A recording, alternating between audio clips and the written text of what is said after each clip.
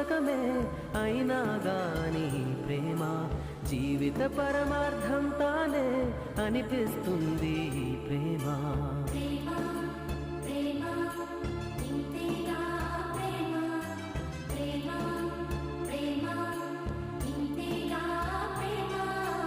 ఇంతకు ముందర ఎందరితో ఆటాడిందో ఈ ప్రేమ, ప్రతి ఇద్దరితో మీ గాథే మొదలంటుంది ఈ ప్రేమ.